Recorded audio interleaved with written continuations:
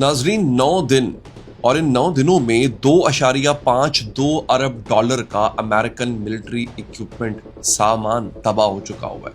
Iran की आग अब इजराइल की सबसे बड़ी ऑयल रिफाइनरी में लगी हुई है। अमेरिकी फौजी ईरान के मुताबिक ईरान के कब्जे में है और अमेरिका के पास अब मिसाइल खत्म होने वाले हैं। ट्रंप कह रहा है कि हम जीत रहे हैं, लेकिन जो नंबर्स हैं जो कि मैं आपके सामने रखने जा रहा हूं वो कुछ और कह रहे हैं। मारियो नवाफल, जिसके पास तकरीबन कोई 2.5 मिलियन फॉलोअर्स हैं, उसने लिखा अपनी पोस्ट में कि ईरान मिलिट्री हार रही है लेकिन स्ट्रेटेजिकली वो जीत रही है। यानी बज़ाहिर आपको लग रहा है कि ईरान का नुकसान हो रहा है, ईरानी फौजियों का नुकसान हो रहा है, ईरानी फौजी लीडरशिप को मारा जा रहा है, लेकिन जो स्ट्रेटेजिक पॉइंट ऑफ व्यू से वो जीत रही है। कैसे, उसके फैक्ट्स मैं आगे चल के आपको देता हूं। दोस्तों, वो फैक्ट्स आपको दिखाऊंगा जो कि आपके सामने इस वक्त इंटरनेशनल मीडिया तो बिल्कुल लेकर नहीं आ रहा। सबसे पहले नंबर्स, इक्विपमेंट, सप्लाई चेन्स और इकोनॉमिक्स। हम अक्सर जंग के जीतने का जो मैट्रिक है वो रखते हैं कि अच्छा किसके कितने टैंक तबाह हो गए। हम बाकी फैक्टर्स नहीं देखते, हम सप्लाई चेन्स का टूटना नहीं देखते, हम ये नहीं देखते कि इकोनॉमी को कितना नुकसान पहुंच रहा है। और सबसे इंपॉर्टेंट क्या होता है? टाइम, वक्त। क्योंकि दोस्तों ये जो जंग है ये वक्त की जंग है, ये टाइम की जंग है और ईरान के पास टाइम है, अमेरिका के पास टाइम नहीं है। सबसे पहले अब बात करते हैं दोस्तों उस चीज की जो अमेरिका रिकवर नहीं कर सकता। फॉरेन पॉलिसी मैगजीन है और ये बहुत बड़ा मैगजीन है, जो लोग शगफ रखते हैं पढ़ने से वो जानते हैं। वो कहता है कि 9 दिन में अमेरिका ने 2.52 अरब डॉलर का मिलिट्री इक्विपमेंट यानी फौजी साजो सामान गवा दिया है। अब जरा इसका ब्रेक डाउन जो उसने दिया वो समझिए और आप हैरान रह जाएंगे। सबसे पहले AN/FPS 132 अर्ली वार्निंग रडार है, ये कतर में मौजूद था। 1.1 अरब डॉलर इसकी प्राइस है, तबाह हो चुका हुआ है। ये रडार है जो 3000 से 5000 किलोमीटर दूर से मिसाइल डिटेक्ट कर लेता है। ये अमेरिका की आंखें थी जो ईरान ने फोड़ दी। आगे बढ़े, फिर AN/TPY-2 रडार, इसको भी एक अरब मुल्क में रखा गया था और इसकी कीमत है $500 मिलियन। ये मिसाइल जो है ये थॉर्ड मिसाइल डिफेंस सिस्टम का दिल है। थॉर्ड मिसाइल ने किस मिसाइल को रोकना है, थॉर्ड मिसाइल ने किस ईरानी मिसाइल को, ईरानी ड्रोन को रोकना है, उसकी इंफॉर्मेशन ये सिस्टम दिया करता था। AN/TPY-2 जो कि तबाह हो चुका हुआ है। फिर AN/TPY-2 रडार जो उर्दन में, जॉर्डन में लगा हुआ था, इसकी कीमत भी $500 मिलियन थी। दूसरा थॉर्ड रडार वो भी तबाह हो चुका हुआ है। फिर 3 F-15E strike eagle fighters Kuwait में $282 मिलियन का था। ये इक्विपमेंट तबाह हो चुका हुआ है। फ्रेंडली फायर में गिरा या ईरान ने मारा वो एक अलग बहस है। फिर 5 AN/GSC-52B satellite communication terminals Kuwait और बहरीन में थे, $50 मिलियन का एक था, तबाह हो चुका हुआ है। फिर 3 MQ-9 रीपर ड्रोन्स ईरान के अंदर गिरे हैं, $90 मिलियन के थे। अब सोचिए नाज़रीन, 2.52 यानी तकरीबन $2.5 बिलियन सिर्फ 9 दिन में गंवाए। और ये सिर्फ इक्विपमेंट की कॉस्ट आपको बता रहा हूं, ट्रेनिंग, डिप्लॉयमेंट, लॉजिस्टिक्स ये उसके अलग है। अब असली मसला क्या है? असली मसला इक्विपमेंट रिप्लेस करना है। सिर्फ इक्विपमेंट का तबाह होना प्रॉब्लम नहीं है, इसकी रिप्लेसमेंट का ना होना प्रॉब्लम। इसमें कितना वक्त लगेगा? इसी फॉरेन पॉलिसी मैगजीन ने पाइन इंस्टीट्यूट की रिसर्च पब्लिश की है और ये ग्राफिक्स आपके सामने आ चुके हैं जो उन्होंने पब्लिश किए, एग्जैक्टली वही ग्राफिक्स है। उसके मुताबिक GBU-57 बंकर बस्टर मिसाइल या बंकर बस्टर बॉम्ब जो ईरान के अंडरग्राउंड फैसिलिटीज पर गिर रहे हैं, रिप्लेस करने में इसको 30 महीने लगेंगे। बेसिकली एक बात याद रखिए, जितना एम्यूनेशन, जितना असलहा अमेरिका इस्तेमाल कर रहा है उसकी जगह उसको नया असला लाना है। आप समझ रहे हैं? अगर नहीं लाता तो अमेरिका तो हार जाएगा। अब वो रिप्लेसमेंट करने में कितना टाइम लगेगा? ईरान के पास टाइम है, अमेरिका के पास टाइम नहीं है। यानी 2.5 साल लगेंगे सिर्फ बंकर बस्टर मिसाइल लाने के अंदर। एरो 2, एरो 3 इंटरसेप्टर्स इजराइल का मेन डिफेंस सिस्टम है, रिप्लेस करने में 8 महीने लगेंगे, फॉरेन पॉलिसी कह रहे हैं। थॉर्ड इंटरसेप्टर्स अमेरिका के लिए रिप्लेस करने में 2.4 महीने लगेंगे। लेकिन सबसे इंपॉर्टेंट बात क्या है? आयरन डोम टमीर इंटरसेप्टर्स जो हर ड्रोन और मिसाइल को रोकते हैं, उन पर फायर होते हैं, इसको रिप्लेस करने में दोस्तों सिर्फ 0.6 महीने यानी 18 दिन लगेंगे। आपको लग रहा होगा ठीक है यहां पर अमेरिका जीत जाएगा ना? नहीं, क्योंकि पहले 36 घंटों में पाइन इंस्टीट्यूट के मुताबिक 3000 से ज्यादा प्रिसीजन वेपन और इंटरसेप्टर्स इस्तेमाल हो चुके हैं। यानी जो कुछ था वो इस्तेमाल हो चुका है। अब सोचिए, हर आयरन डूम इंटरसेप्टर की कीमत है 50 से 1 लाख डॉलर। हर ईरानियन शाहिद ड्रोन की कीमत है 20,000 डॉलर। यहां पर अब इकोनॉमी का मसला भी आ जाता है ना। ईरान 20,000 के ड्रोन से अमेरिका को 1 लाख के इंटरसेप्टर यूज करवा रहा है अमेरिका से। ईरान के पास ड्रोन्स खत्म नहीं हो रहे, अमेरिका के पास हो रहे, और कीमत अलग। अब दोस्तों जरा एक और चीज, इंपॉर्टेंट चीज समझिए, जो कि आज से पहले मेरा नहीं ख्याल किसी ने आपको बताई होगी, और ये आपको इसी प्लेटफॉर्म पे मिलेगी। इसलिए हमेशा कहता हूं, इसको सब्सक्राइब कीजिए। ये वीडियो देख के आप निकल जाएंगे, दोबारा ऐसी ही कोई वीडियो आपके सामने आए ना आए गारंटी नहीं है, लेकिन अगर आपने फॉलो या इसको सब्सक्राइब किया होगा तो you want miss it. Foreign policy की दूसरी ग्राफिक देखो, ये दिखाती है कि मिसाइल्स और वेपन्स बनाने के लिए क्या चाहिए। अब ये एक और इंपॉर्टेंट मसला आ जाता है। सबसे पहली चीज है, उसका नाम है टंगस्टन। ये जो पेनिट्रेटर्स होते हैं ना, जो जिससे बनते हैं, जो बंकर्स को तोड़ते हैं, यानी बंकर बस्टर जो बम होते हैं, उसमें टंगस्टन इस्तेमाल होता है।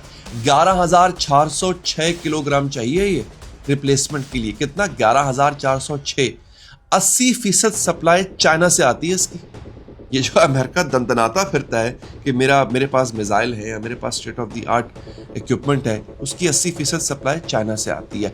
फिर आता है गैलियम, जो रडार चिप्स बनाता है जीपीएस गाइडेंस के लिए। गैलियम 5 किलो चाहिए, इसकी 98% सप्लाई कहां से आती है?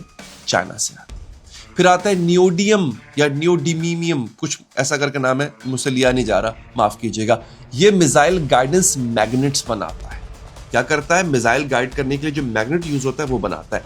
85 केजी चाहिए, चाइना से आता है। फिर आता है नाजरीन अमोनियम परशोलेट। ये सॉलिड रॉकेट फ्यूल है, इंटरसेप्टर्स के लिए इस्तेमाल होता है। ये आपको 1,24,000 किलोग्राम चाहिए। दुनिया में सिर्फ एक फैसिलिटी बनाती है, यूटा, अमेरिका के अंदर। अब जरा समझिए इसको। अगर ये जंग लंबी चलती है, अमेरिका के पास रॉ मटेरियल्स खत्म हो जाएंगे, और चाइना जो ईरान का इत्तेहादी है, सप्लाईज रोकने की पोजीशन में भी है। अब ये देखिए, इस पूरे सूरत हाल के अंदर जो है, अमेरिका एक तरह से जकड़ के रह गया है। और जब स्ट्रेट ऑफ हॉर्मज़ बंद कर दिए ईरान ने, तो ये सारी सप्लाई चेन्स रुक जाएंगी नाज़रीन। अब मैं यहां पर आपको एक और ब्रेकिंग न्यूज देता हूं, जो कि बताएगी कि ईरान किस तरह की जंग जीत रहा है। अल जज़ीरा ने रिपोर्ट किया है, ईरान के नेशनल सिक्योरिटी काउंसिल के जो हेड हैं अली लारेजानी, उन्होंने दावा किया है। वो कहते हैं कि मुझे रिपोर्ट मिली है कि अमेरिकन सोल्जर्स कैद कर लिए गए हैं, लेकिन अमेरिकन कह रहे हैं कि वो एक्शन में मारे गए। अब सूरत हाल बड़ी गंभीर है। ईरानी कह रहे हैं कि हमने अमरीकी फौजी पकड़ लिए हैं, हमारी कैद में है, हमारी हिरासत में है। अमरीकी कह रहे हैं कि ये झूठ है, वो एक ऑपरेशन में मारे गए थे। अब सूरत हाल दोस्तों ये है कि ईरान किसी वक्त भी उन अमरीकी फौजियों को प्रोड्यूस कर सकता है, और अगर ऐसा कर देगा तो ये बहुत बहुत बड़ी बेइज्जती होगी अमेरिका की, कि इस जंग के आगाज में ही वो अपने फौजी गंवा रहा है, मरवा तो रहा ही है, लेकिन गिरफ्तार भी हो रहे हैं। यानी दोस्तों हो ये रहा है कि इस वक्त ईरान का पलड़ा हर लिहाज से भारी है। कैसे भारी है? और भी फैक्ट्स है मेरे पास, मैं आगे चल के देता हूं आपको नाज़रीन। इस वक्त सवाल ये है कि अगर सब इंटरसेप्ट हो रहा है, अगर अमेरिका जीत रहा है, तो फिर ये 6 फौजी क्यों मारे जाते हैं? असल नंबर 6 से ज्यादा बताया जा रहा है बात। अब आते हैं इजराइल की तरफ। कल रात 7 मार्च IRGC ने अनाउंस किया, हाइफा ऑयल रिफाइनरी इजराइल की सबसे बड़ी रिफाइनरी है, जिसको हिट किया गया है। ठीक है, जो इनका सबसे बेहतरीन मिसाइल है ईरान का, खैबर शिकन, उससे हिट हुआ है। फुटेज दिखाई जाती है, मैसिव फायर है। प्रोफेसर अशोक स्वाइन है, स्वीडिश पीस रिसर्चर है, उन्होंने एक पोस्ट किया है। वो कहते हैं जनाब कि इस वक्त ईरान बदला ले रहा है। हुआ ये दोस्तों कि इजराइल ने ईरान की ऑयल रिफाइनरी को हिट किया है। ये कल रात की बात है। उसके बाद, उसके चंद घंटों के बाद ईरान ने पलट के इजराइल पे वार किया, और हाइफा की सबसे बड़ी ऑयल रिफाइनरी, जिससे इजराइल की 30% तेल की जरूरियात पूरी होती है, वो इस वक्त आग का ढेर बनी हुई है। जेरूसलम पोस्ट ने इसको कंफर्म किया है। बाजान ग्रुप रिफाइनरी की ओनर कंपनी ने अनाउंस किया है कि रिफाइनरी की तमाम फैसिलिटीज और सब्सिडरीज बंद कर दी गई हैं ईरानियन हमले की वजह से। पावर प्लांट डैमेज हुआ है, पूरे कॉम्प्लेक्स की इलेक्ट्रिसिटी बंद हो चुकी हुई है, 3 एम्प्लॉयज इनके मारे जा चुके हैं। नाज़रीन, ये वही रिफाइनरी है जो जून 2025 की जंग में भी हिट हुई थी। तब ये 2 हफ्ते बंद रही थी और इसराइल को $300 मिलियन का नुकसान हुआ था। और अब की बार जो इसको हिट किया है वो इससे भी ज्यादा है। ब्रैंडन वीशर्ट एक जियोपॉलिटिकल एनालिस्ट हैं, वो लिखते हैं कि अब ट्रंप इसे खत्म नहीं कर सकता चाहे जो भी हो, जो उसने शुरू किया। ऑयल $200 फी बैरल पर जाएगा और आने वाले हफ्तों में ये अमेरिका की इकोनॉमी को डबो देगा। और अब समझिए ईरान का असली वेपन, ईरान का असली हथियार, मिसाइल भी नहीं, ड्रोन भी नहीं, वो है बहरे हुर्मुज़। 21 मील का एक पानी की स्ट्रेच है जो पर्शियन गल्फ को इंडियन ओशन से जोड़ती है। दुनिया का 20% तेल यहां से गुजरता है, 25% LNG यहां से गुजरती है और ईरान ने इसको बंद किया हुआ है। पहले भी आपको बता चुका हूं। रॉयटर्स ने रिपोर्ट किया है कि IRGC ने शिप्स को वार्निंग दी है, बहरे हुर्मुज़ से किसी जहाज को गुजरने की इजाजत नहीं है। 150 से ज्यादा कश्तियां इंक्लूडिंग ऑयल टैंकर्स इस वक्त फंसे हुए। मारियो नवाफल इसको कैसे एक्सप्लेन करते हैं? वो कहते हैं ईरान को जीतने के लिए बस सरवाइव करना है। और ये बहुत इंपॉर्टेंट है। ईरान को जंग जीतनी नहीं है। ईरान अगर सिर्फ सरवाइव करता है तो ये जीत है उसकी। और सरवाइव करने के लिए ईरान को अमेरिका को मजबूर करना है कि जंग खत्म करे रजीम कोलैप्स होने से पहले पहले। अब ईरान के पास 2 रास्ते थे जो उसने इस्तेमाल किए। बहरे हुर्मुज़ को उसने बंद किया, 3 हफ्तों या 4 हफ्तों के लिए बंद कर दे। एशियन और यूरोपियन कंट्रीज की जो इकोनॉमीज है उनको तबाह करो।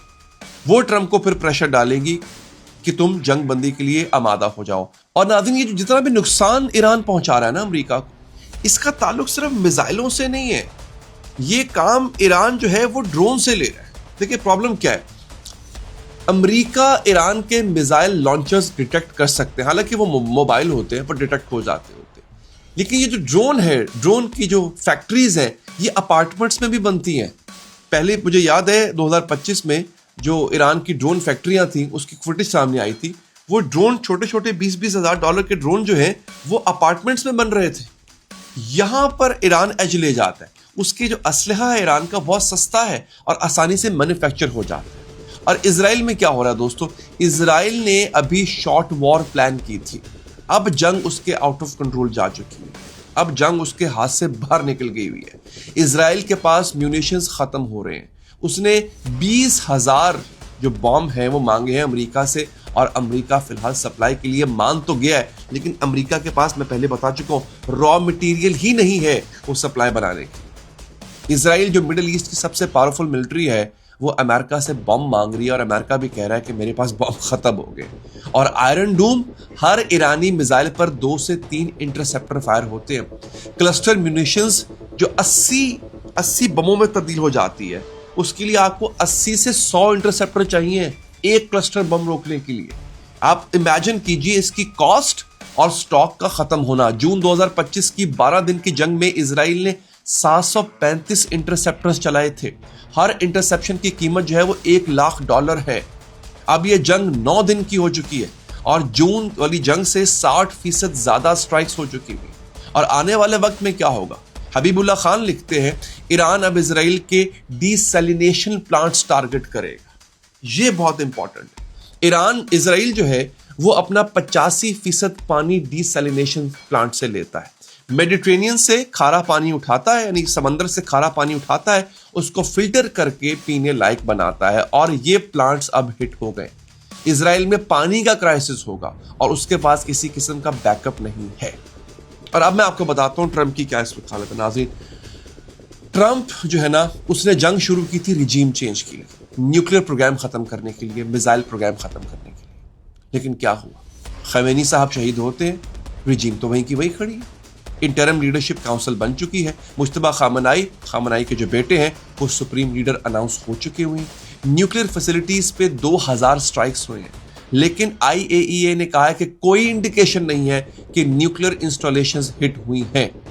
फिर 300 मिसाइल लॉन्चर्स तबाह किए हैं, लेकिन ईरान के पास अभी भी लॉन्च कैपेबिलिटी है और ड्रोन्स वो कभी खत्म होते ही नहीं उसके पास।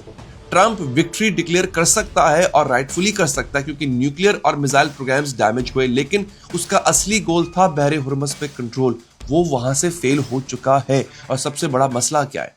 अमेरिका ने सोचा था कि ईरानी अवाम रजीम के खिलाफ उठ खड़ी होगी, लेकिन इसके बरक्स हुआ। लड़कियों के स्कूल पर हमला होता है, 180 बच्चे शहीद होते हैं। गुलिस्तान पैलेस हिट होता है, हिस्टोरिकल हेरिटेज था। ग्रैंड बाजार डैमेज करते हैं, तेहरान का दिल था। हॉस्पिटल हिट हो रहे हैं, 13 हेल्थ केयर साइट्स जो है WHO के मुताबिक वो हिट हुई हैं। ईरानी अवाम अब रजीम के साथ खड़ी है, उसके खिलाफ नहीं है। They are rallying around the flag right now. तो दोस्तों सवाल यह है कि ईरान हार नहीं रहा, ईरान जीत रहा है, लेकिन प्रॉब्लम यह है कि अमेरिका का कितना नुकसान हो रहा है। वो जो डैमेज है वो मैंने आपके सामने रख दिया है। ईरान का मिलिट्री डैमेज हुआ है, क्योंकि ईरान डेफिनेटली कमजोर है मिलिटरीली अमेरिका के मुकाबले में, लेकिन यहां पे जो स्ट्रेटेजिक विन ईरान को मिल रही है उसको अमेरिका मैच नहीं कर सकता। इस पे आप लोग अपनी राय दीजिएगा, आपके कमेंट्स का इंतजार रहता है। और अगर आप चाहते हैं मेरी हौसला अफजाई करना, जो कि आप कमेंट्स में करते रहते हैं, आप कमेंट करें, बहुत अच्छा लगता है। लेकिन अगर आप चैनल को सब्सक्राइब कर लें या पेज को फॉलो कर लें और वीडियो को लाइक का बटन दबा दें वीडियो पर, तो इससे हमारी और भी हौसला अफजाई होगी। अपना ख्याल रखिए नाज़रीन, अल्लाह ने के बाद।